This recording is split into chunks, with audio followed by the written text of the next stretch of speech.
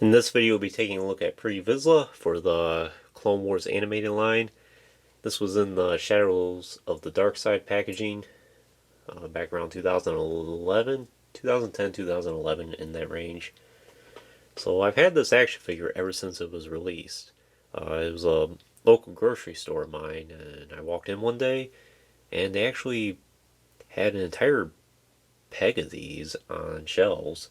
There must have been 6 or 7 pre-Vizsla figures there, and they didn't have much of anything else actually. I know at the time it was plagued with a lot of Attack of the Clones Obi-Wans and Zamwazels for the TBC line, and of course the Clone Wars was coincide with that. But they didn't have too many Clone Wars action figures other than the usual peg warmers, but then they had a whole bunch of these pre-Vizslas.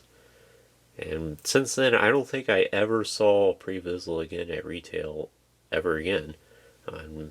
Fortunately, at the time, when I saw him, I knew, okay, I have to get him right now, so I did. I think he's been a part of my collection ever since.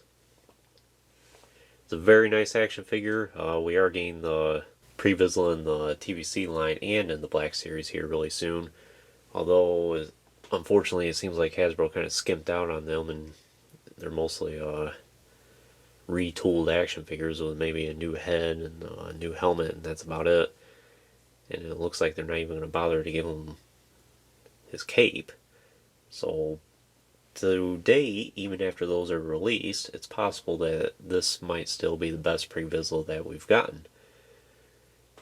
And on top of that, this is on his, I wouldn't necessarily say Phase 1 or Phase 2 armor, but this is like his Phase 1 armor, and then the 2 new releases are going to be his Phase 2 armor, where he has like the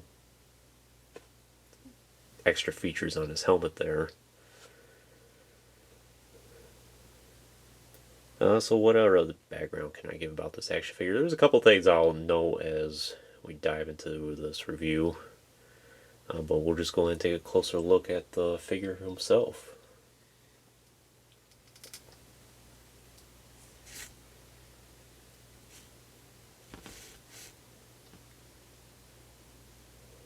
So I think a lot of people would concur that this is one of the best Clone Wars action figures that Hasbro has produced.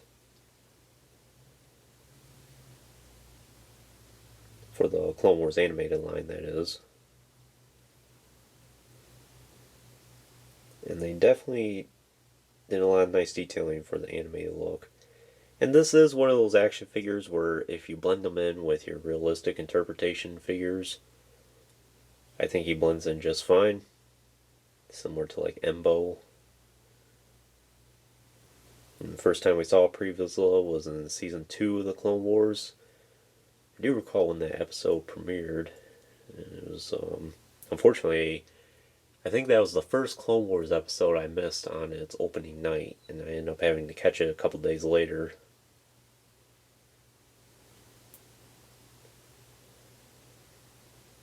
But I did enjoy it, and since then, pre-Vizsla has been a popular character. So he is pretty skinny. As far as I know, most of the Mandalorians that Hasbro produced in the Clone Wars line utilized this exact same sculpt. There were some packs of Mandalorians and speeder bikes and things like that. Unfortunately, I don't have any of those. This is the only Clone Wars animated Mandalorian I have. And those packs of Mandalorians, if you look at the prices now, they're outrageous, and I just don't see the need to get those, at least as of yet. And it's basically the same exact action figure as pre-Vizsla here, except for the paint differences.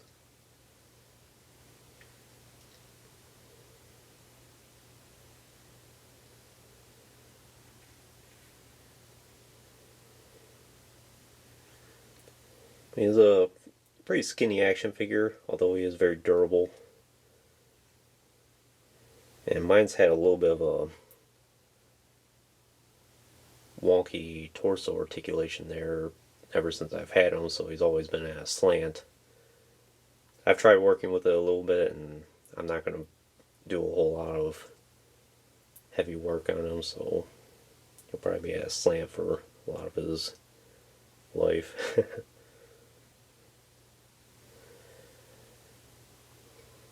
Some nice paint detailing on his helmet. Has a Death Watch logo there. Can't take his helmet off. And it's a pretty nice head sculpt to pre-Vizsla. Definitely tell it's an animated look.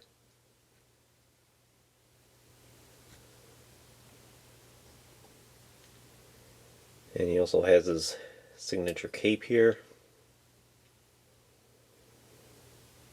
Death Watch logo on that. It's a nice soft goods material, and it's easy enough to take off.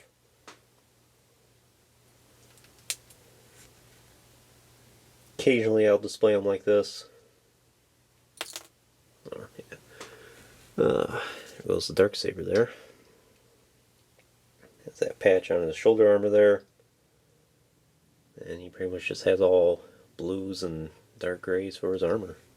There's two holsters there. They're sculpted in. And this jetpack, which does pop out. It does seem to stay in place pretty good. So in terms of the articulation, he does have a ball joint at the head and hinged shoulders. Yeah. Hinged shoulders, and then hinged elbows, hinged wrists, hinged torso, and hinged hips, which at the time was a really big deal. And hinged knees and hinged ankles. I think this was one of the last action figures where Hasbro really went all out for their Clone Wars action figures before they start cutting back on articulation and the quantity that they were producing.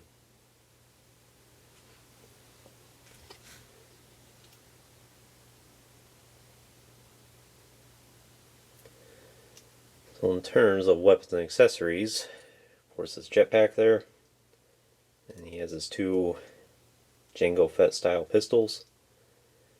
So I kept the elastic band in that one, and unfortunately, it's an interesting story about this action figure.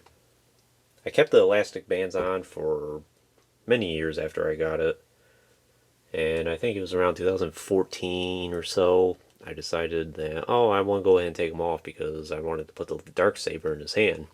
And you couldn't do that unless, the elastic bands were off because his pistols were strapped in each hand. So I did that with both of them, and then afterwards I discovered, after I took them off, you can see that silver paint in there. And unfortunately that rubbed off from the blaster there, as you can see, and it's same thing with this one. I'm not going to take the band off of that one, but it is the same for that. So unfortunately some of the paint ended up coming off of him there.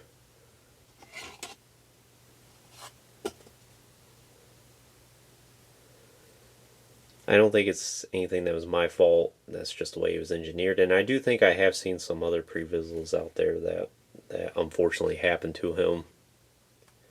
So if you do want one for your collection, that's something to look out for. So he does have the two pistols, which are very nice though. Nice silver detailing. And they do fit in his holsters. Kind of a tight fit though. It's about as much as you're going to get in. But that's pretty much all you can ask for. And of course he comes with the Darksaber here. This was the first Darksaber we got. And I think this one's much better compared to the one that we got with Moff Gideon. Has a little bit more of that effect on his blade there. And he can kind of hold it in his hand. You gotta be careful because it could fall out.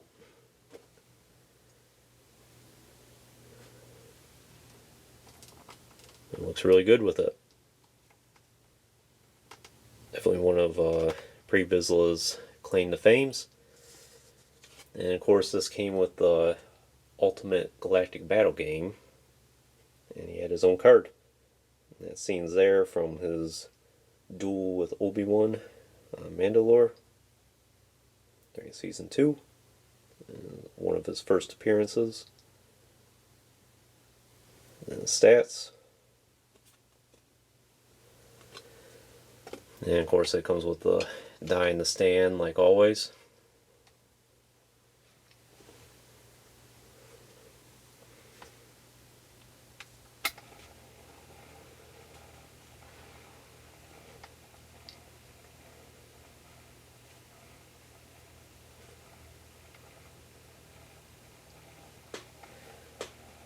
Do a comparison here. One of his counterparts for the TVC line. So you can see there is a little bit of a scale difference between the two, even though they're 3 3/4 inch. The Clone Wars figures are much smaller. But they still look really good together, and I have them both displayed side by side.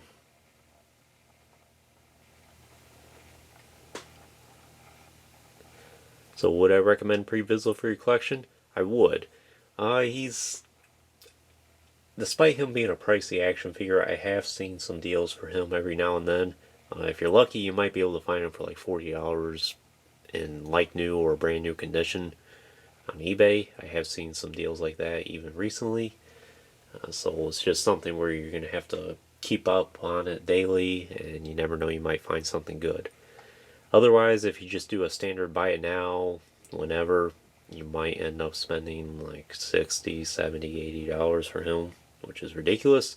He's a nice action figure, but I don't think he's quite that nice where I'd be willing to spend that. And to think at the time he was only, what was it, $7.99, $8.99 for him. At this point in the game, if you're not too particular about a Pre-Vizsla, but you just want one for your collection, you might as well get the TVC one. Even though I don't have that in hand yet and he hasn't been released, I suspect he'll be good enough to meet the basic criteria for Pre-Vizsla. So be on the lookout for that one, and I will plan to get that one at some point. But this one, if you really want it, it's a nice action figure, and highly recommended. But anyways, that concludes this review. I hope you enjoyed it. Stay tuned for plenty more reviews in the future. There will be lots more to come.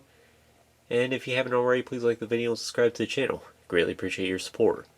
And check out the links in the description as well. Thanks for watching.